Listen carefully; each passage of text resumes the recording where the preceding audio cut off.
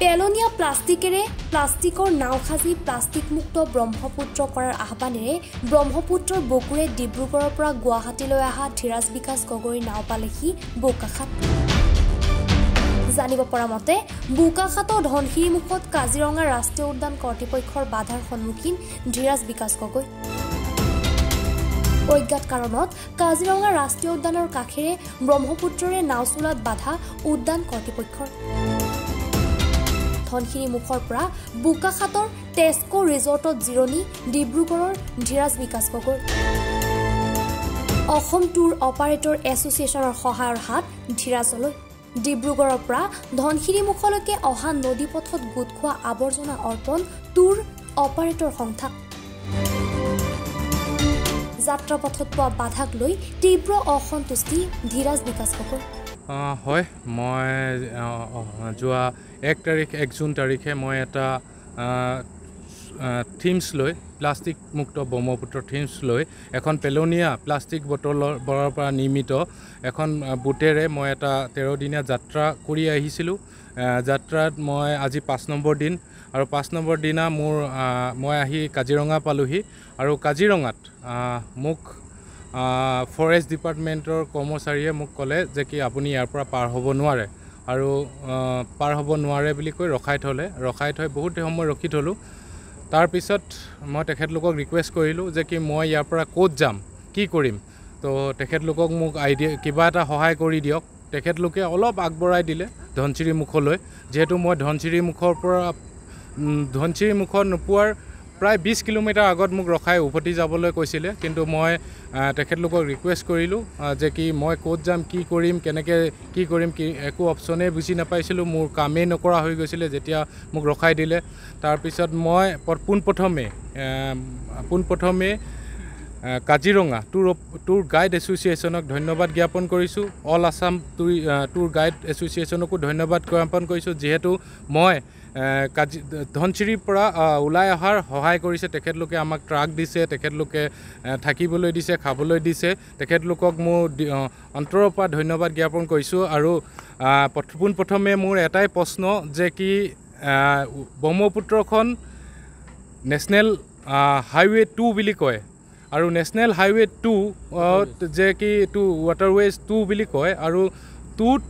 কাজিৰঙা পৰে মই মানে জনা নাছিলোঁ। যে কি মই ভাবিছিলোঁ যে কি কাজিৰঙা নেশ্যনেল পাৰ্ক হয় বন্ধ, আমি জ্ঞাত যে কি কাজিৰঙা নেশ্যনেল পাৰ্ক বন্ধ হৈ আছে, আমি কাজিৰঙাৰ বাহিৰে যাম, ব্ৰহ্মপুত্ৰৰ ফালৰ পৰা যাম। আৰু যিহেতু সৰ্বানন্দ সোণোৱাল ডাঙৰীয়াই বিগত কালচোৱাত ইমান শক্তিশালী ৱাটাৰৱে টুৰ ডেভেলপমেণ্টত ইমান শক্তিশালী কাম কৰি আছিলে যে কি আমাৰ চকুৰ আগতে বগীবিলত ইমান ডাঙৰ এটা কাৰ্গো প'ৰ্ট, টুৰিষ্ট জেটি ইমান ধুনীয়া হেৰি আনি বনাইছেহি যে কি আমি নথৈ আনন্দিত হৈছিলোঁ ডিব্ৰুগড়বাসীয়ে। কিন্তু মই এতিয়া অনুভৱ হৈছে যে কি কাৰ্গো জাহাজকেইখন কেনেকৈ পাৰ হৈ যাব। যিমান টুৰিষ্ট ভেছেল আছে বাৰিষা কেইদিন কি টুৰিজিম কাম নকৰিব নেকি তেখেতলোকে? যে কি এনেকুৱা যদি যোৱাৰ হেৰিয়ে নাই তো তেনেহ'লে ৱাটাৰৱে 2 বন্ধৰূপেই ল'ব এদিন নহয় এদিন। DFO মই তেখেতলোকক চবকে ক'লোঁ যে কি তেখেতলোকে কৈছে যে কি আমাৰ পাৰ্মিশ্যন নাই, সেইকাৰণে আমি যাবলৈ নিদিয়ে। ঠিক আছে, মই ভুল হৈছিলে। মই কিন্তু ভাবিছিলোঁ যে কি এইটো নেশ্যনেল হাইৱে ৱাটাৰৱে 2 বুলি ভাবিছিলোঁ, যিহেতু মই ৱাটাৰৱে ব্ৰহ্মপুত্ৰৰ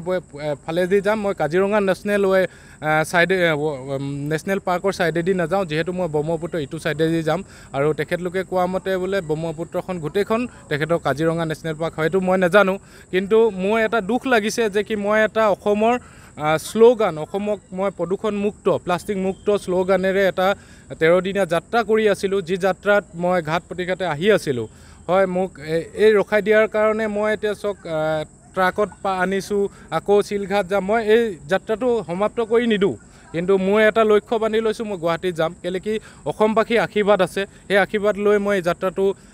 আধাতে কেঞ্চেল নকৰি মই এতিয়া নতুনকৈ চিন্তা কৰিছোঁ যে কি মই ইয়াৰ পৰা ট্ৰাকত উঠাই চিলঘাট যাম,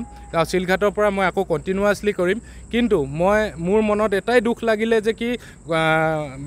যি কাজিৰঙা কৰ্তৃপক্ষ আছে তেখেতলোকে এটলিষ্ট আমাক সহায় জনাহেঁতেন ভাল লাগিলেহেঁতেন যে তেখেতলোকে এখন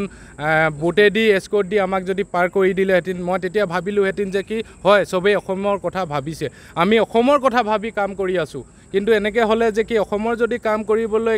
কিছুমান ব্যক্তি এনেকৈ পাৰ্মিশ্যন ল'ব লাগে সেইবুলি হ'লেতো কোনো অসমৰ বিষয়ে কোনো আৰু এদিন চিন্তা কৰাৰ মোৰ মনত আকৌ এটা ভাৱ আকৌ উদয় নহ'ব মই সেইটো কাৰণে বহুত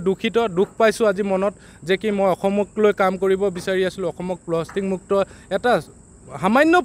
মোৰ প্ৰয়াস মই নোৱাৰোঁ হয় সাগৰখন সিঁচি শেষ কৰিব নোৱাৰোঁ কিন্তু মই মানুহক যে কি সজাগতাহে কৰিবলৈ চেষ্টা কৰিছিলোঁ যে কি প্লাষ্টিক বটলটো পানী নেপেলায় তো আপোনালোকে পানীটো খাই পেলাই নিদি আপোনালোকে গোটাই ৰাখক গোটাই ৰাখিলে আপোনালোকে চাওক মই এখন বোৰ্ড বনাইছোঁ আপোনালোকে এখন জেৰুৱাৰ জেগাত ৱাল বনাব পাৰিব প্লাষ্টিকৰ পৰা আপোনালোকে ৰিচাইকেল ইণ্ডাষ্ট্ৰীত জমা দি দিলে আপুনি 2 টকা পইচা পাব আপোনালোকে প্ৰদূষণ নকৰাব তাক ইউজ কৰক কিন্তু ভালদৰে ৰাখি থওক এই বুলিয়ে মই মানে এই প্লাষ্টিক মুক্ত ব্ৰহ্মপুত্ৰ 21 চনৰ পৰা কাম কৰি আছিলোঁ কিন্তু আজি দুখ লাগিলে যে কি 21 চনৰ পৰা আজি বাধা পালোঁ কিন্তু বাধা ঠিক আছে মোৰ কাৰণেই দিছে নে কি কাৰণে দিছে সেইটো ক'ব নোৱাৰোঁ আৰু কৰ্তৃপক্ষই জনোৱাও নাই ভালদৰে তো মই ভাবিছোঁ মই আগন্তুক চৰকাৰক এটাই অনুৰোধ যে কি মোক আগলৈ যিটো মই শিলঘাটৰ পৰা কাম কৰিবলৈ বিচাৰিছোঁ ৰাইজক মানে কি সজাগতা কৰিবলৈ যি উদ্দেশ্যৰে ওলাই আহিছোঁ আগলৈ যেন মোক একো বাধা বিঘিনি নিদি মোৰ সফলভাৱে মোৰ এই শ্লোগান যি প্লাষ্টিক মুক্ত ব্ৰহ্মপুত্ৰ সেইটো কৰিবলৈ যেন মই আজ্ঞা দিয়ে সেই চৰকাৰৰ ওচৰত বিনম্ৰ প্ৰাৰ্থনা হয় মই ছ'চিয়েল মিডিয়াত মই পাইছিলোঁ যে কি আজি কিছুদিনৰ আগতে ঠিক আছে মই বন্ধ মোক যাবলৈ নাই দিয়া বাৰিষা আছে বা কিবা আছে ৰিজনছ আছে কিন্তু আজিও ডেটতো ছ'চিয়েল মিডিয়াত চাব যে কি এখন বাঁহৰ বোট চিবুক নামেৰে যি এক্সপিডিশ্যন কৰি আছিলে তেখেতলোকক কেনেকৈ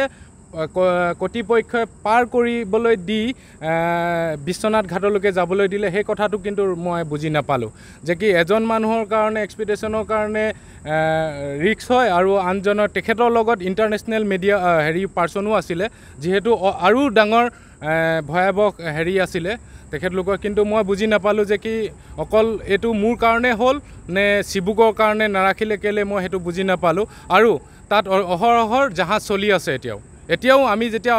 অহা যোৱা কৰি আছোঁ নাও চলি আছে কিন্তু অকল প্লাষ্টিক বুটেৰে নিৰ্মিত কাৰণেই বন্ধ কৰিলে নে অসমখনক প্ৰদূষণমুক্ত কৰাৰ কাৰণে বন্ধ কৰিছে সেইটো আমি এতিয়া ক'ব নোৱাৰিছোঁ কৰ্তৃপক্ষই আমাক জনোৱাও নাই আমি সেইকাৰণে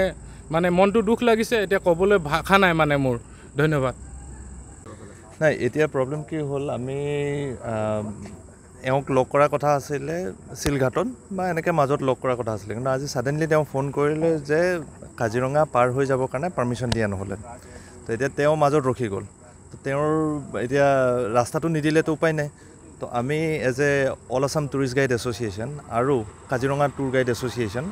আমি মিলি পেলাই ভাবিলোঁ যে এইটো কি কয় তেওঁক কেনেকৈ আমাৰ পিনৰ পৰা সহায় কৰিব পাৰি তো সেইকাৰণে এই ধৰক আমি আহিলোঁ গৈ মেলি ঘাটলৈকে গৈ তেওঁক ট্ৰাক এৰেঞ্জ কৰি মেলি পেলাই আমি এইখন উঠাই পেলাই এতিয়া কাইলৈ গৈ পেলাই আমি শিলঘাটত আকৌ ৰাখি দিম গৈ পেলাই তেনেকৈ হ'লে কি হ'ব তেওঁ গৈ পেলাই আকৌ কণ্টিনিউ কৰিব পাৰিব নিজৰ জাৰ্ণিটো কিন্তু তেওঁ এটা সংকল্প লৈ আহিছিল যে যিখন ব্ৰহ্মপুত্ৰ আছে মহাব্ৰহ্মপুত্ৰতে প্লাষ্টিক মুক্ত কৰাৰ এটা সংকল্প লৈ আহিছে কিন্তু কাজিৰঙাত আচলতে থমকি যাবলগীয়া হ'ল এই ক্ষেত্ৰত আপুনি কি ক'ব কাজিৰঙা কৰ্তৃপক্ষই আচলতে কি কাৰণে তেওঁক মানে ৰখাই দিবলগীয়া হ'ল এই ক্ষেত্ৰত আপোনাৰ পৰা এটা মত জানিব বিচাৰিছোঁ এতিয়া চাওক ডিপাৰ্টমেণ্টবিলাকৰ চবৰ নিজৰ এটা প্ৰচিডিঅ'ৰ থাকে এতিয়া ডিপাৰ্টমেণ্টৰ প্ৰচিডিঅ'ৰত এইটো কি কয় মই ডাইৰেক্টৰ মেডামকো কৈছিলোঁ তেওঁ এটা পাৰ্টিকুলাৰ ৰিজন দিলে যে পাৰ্মিশ্যনৰ কথা থাকিলে ফ্লাডৰ কথা থাকিলে তেনেকৈ ক'লে কিন্তু হয়তো কিবা আৰু উপায় উলিয়াব পাৰিলেহেঁতেন যোনটো দি পেলাই লৈ যাব পাৰিলেহেঁতেন কিন্তু তাহাঁতি ৰিজেক্ট কৰিলে সেইটো বস্তু ৰিজেক্ট কৰাৰ কাৰণে ধৰক আমি এটা ডিপাৰ্টমেণ্টৰ ডিচিশ্যনত আমি কুৱেশ্যন কৰিব নোৱাৰোঁ সদ্যহতে এজ এ গাইড এছ'চিয়েশ্যনৰ হিচাপে তো সেইটো কাৰণে আমি মানি ল'লোঁ ঠিক আছে সেইটো উপায় নাই তো আমি ক'লোঁ যে হ'ব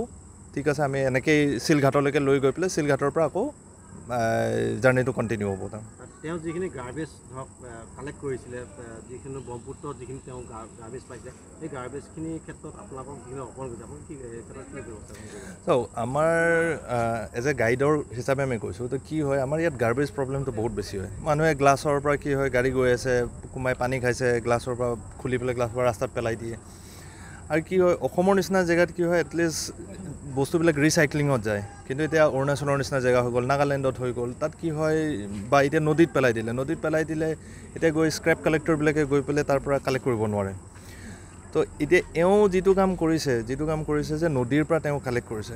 এইটো এটা জাষ্ট এটা বেবী ষ্টেপ হয় এই ষ্টেপটো দেখি পেলাই এই নিউজত চবকে দেখি পেলাই হয়তো মানুহবিলাকে এনেকুৱা হ'ব যে নাই আমিও কিয় নকৰোঁ ঠিক আছে আমি যদি গাৰ্বেজটো বা বটল এটা বা চিপছৰ পেকেটটো আমি যদি মানে গাড়ী গ্লাছখন খুলি পেলাই নিদিওঁ বা খাই পেলাই জাষ্ট ৰাস্তাত পেলাই দিয়াতকৈ আমি যদি গৈ পেলাই অকণমান ডাষ্টবিনত পেলাই দিওঁ এতিয়া তেওঁৰ যিমানখিনি এইটো আছে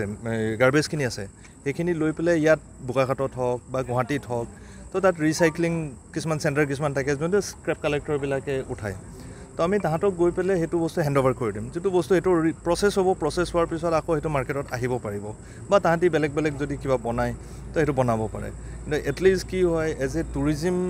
আমি টুৰিজিমৰ এজ এ ৰিপ্ৰেজেণ্টেটিভ হিচাপে যেতিয়া বাহিৰৰ মানুহ আহে আমাৰ বহুত বেয়া লাগে দেখাত কাৰণ কিয় এতিয়া যদি ছাপ'জ কৈছোঁ কেৰেলাৰে এক্সাম্পল দিছোঁ কেৰেলা আজিকালি মেঘালয় বহুত চাফা আপোনালোকে চবেই জানে কেৰেলা বহুত চাফা হয় নাগালেণ্ড চাফা হৈ আছে ধুনীয়াকৈ তো আমাৰ অসমখন কিয় চাফা হ'ব নোৱাৰে আমাৰ অসমখনতো এই সৰু কিছুমান এক্টৰ কাৰণে আমিওতো ক্লিন টুৰিষ্ট স্পট হিচাপে থাকিব পাৰিম তো সেইটো কোনো বস্তু নাভাবে আৰু আমাৰ মানুহবিলাকৰ সেইটো ধৰক নলেজটো নাই বা কি হয় তাহাঁতক কোনো কোৱা নাই আজিলৈকে যিটোৰ কাৰণে কি হয় সিহঁতি সেইটো নলেজটো নাই তাহাঁতৰ ওচৰত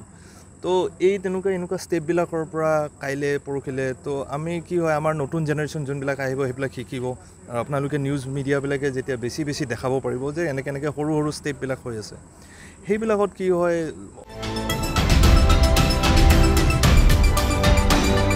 বোকাখাটৰ পৰা সন্দীপ পানিকাৰ ৰিপৰ্ট এনি ভাৰত 24।